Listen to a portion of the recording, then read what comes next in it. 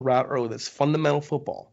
And unfortunately, at times, the Rams defense has struggled with its fundamentals, gap integrity on the edges, getting these guys knocked off the football uh, early in the routes. They have had problems throughout the year in that. If they maintain that in this game, I believe overall the Rams, I know this is kind of a hot take for some people. If you go position by position, skill player by skill player, I actually believe the Rams are more talented than the Patriots are. But can you execute against a team that plays like a team, like the Patriots do? Yeah, yeah.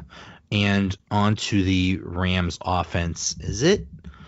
Should we be concerned about Todd Gurley? Because I'm not sure if he's hurt or just something's in his head or something, but he hasn't been very effective lately.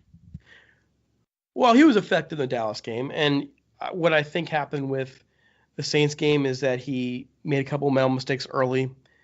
C.J. Anderson came in there and kind of settled things down, and they just stuck with that. Um, that said, I'm not an idiot, and you don't get knee inflammation early in the year and maintain it for almost the entire season unless something else is wrong. So do I believe he's 100%? No, I don't. Do I believe that come March we're going to hear news at some point that Todd Gurley is getting his knee scoped? Yep. I bet you he goes in there and gets it cleaned up. He had a really nasty ACL injury in that knee, and it just wouldn't surprise me that if over the course of time, he's got some scar tissue in there, and that's probably all that it is. So to summarize everything I just ranted about, yeah, he's probably still hurt, but I think he'll be fine. I think the Rams made that call in the Saints game because of how the flow was going, and they didn't like probably where he was mentally. Yeah, and Joey, I'll tell you this, and you can come back and beat me up on Twitter later if I'm wrong. But I think Todd Gurley has a hell of a game on Sunday. really, I really believe that. If you listen to how he spoke after that Saints game and the way that he really articulated his just how much he loves being a Ram, how much this win meant to him, how much it means just to be a team player, and just continue to talk about it. I really think that game, his performance alone in that game embarrassed him a little bit. And I think you're going to see a very, very focused and locked in Todd Gurley. He's going home. He's playing in front of his home fans in the Super Bowl for his team that he just locked up millions of dollars to play for. I really believe that you're going to see a great game. I'm not going to say an MVP game. I'm not going to say he's going to run for 250 yards, but I think he's going to have a great game on Sunday. I think they're really going to need him to have a big game for them to have a chance. But how do you think the passing game is going to go up against the Patriots secondary? Well, you just hit the nail on the head. That running game has to get established early. That's a very good secondary. They play man very well. They grab a lot. They're physical. And so you're going to need to see the Rams establishing the run early, working off play actions, what they're good at. They're not a passing team. Everybody believes the Rams are this huge passing team. No, they are a running team that uses the run to set up that pass. So it's an old school, San Francisco 49ers example from the 80s. It's about setting up the pass. There's nobody in the league right now who sets up more from the pass than Jared Goff, the Rams right now. He's the top play action quarterback in the league right now. So you need to establish early. You can get C.J. Anderson involved too, Todd Gurley involved. I expect the Rams to establish the run early. Not if they abandon the run early, they're in trouble, and they know it. Also expect more jet sweeps. Expect them to try and get more outside with some screens and kind of force the Patriots to move width-wise across the field and not lock in vertically. And then once they do that, you expect the Rams to start taking some shots. Yeah, I think it's going to be such a great chess match. I mean, it might be the case that Belichick and McVay are maybe the two smartest coaches in the league, and to see what they're going to come up with when they have 2 weeks of looking at film and scheming and things, I think that's going to be really fascinating. I don't know that they're two smartest coaches in the league. I'll tell you this, that they're probably two of the most committed coaches in the league. And that's what I really like about the fact the Rams have 2 weeks. The last time the Rams had 2 weeks off, that was when they studied a whole bunch of film on Dallas, found some tells, and came up with an amazing game plan to beat the Cowboys. And now the Rams got 2 more weeks to go study the Patriots this year and study what they're good at, what they're bad at, and get some serious film study in. And that commitment that they show to the mental side of the game, I think is what sets apart this Rams team this year. And that's what's going to make them a tough out in the Super Bowl. That's just how I've watched them all year.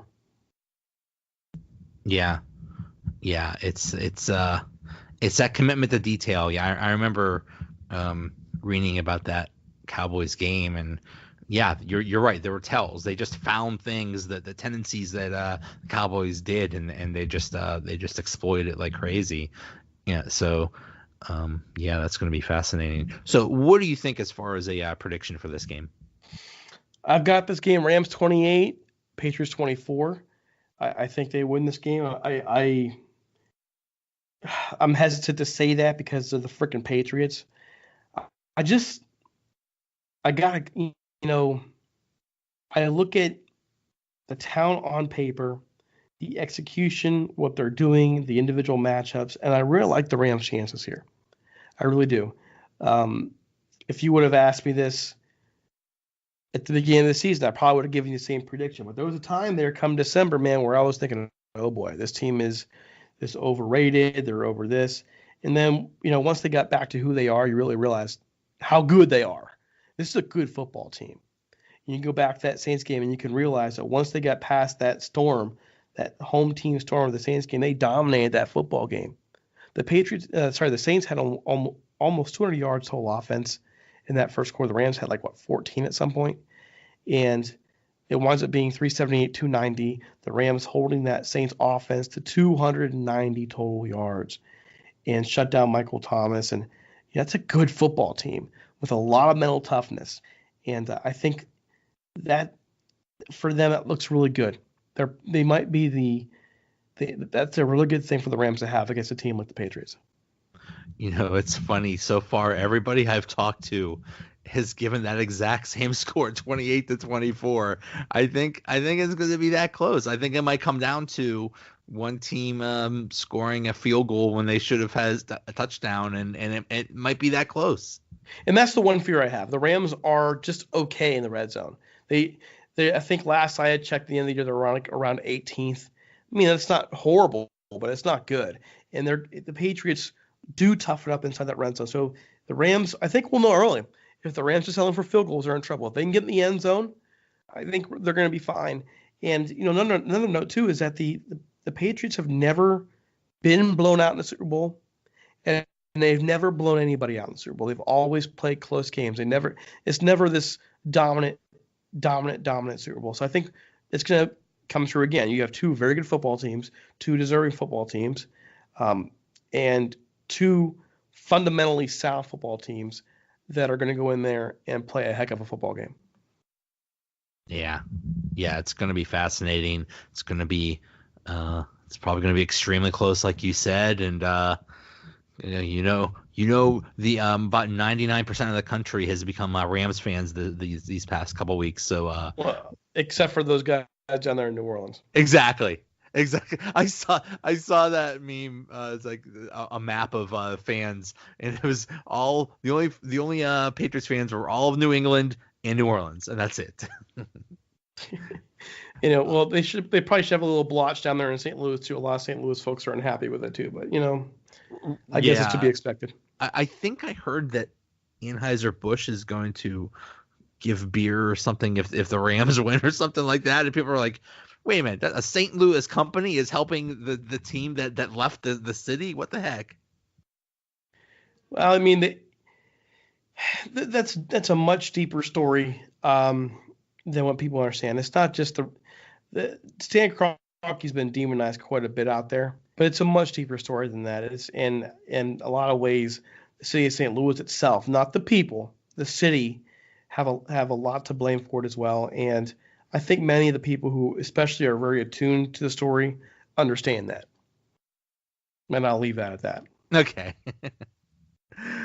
So. All right, sir. Derek Ciapala, co-founder of Rams Talk.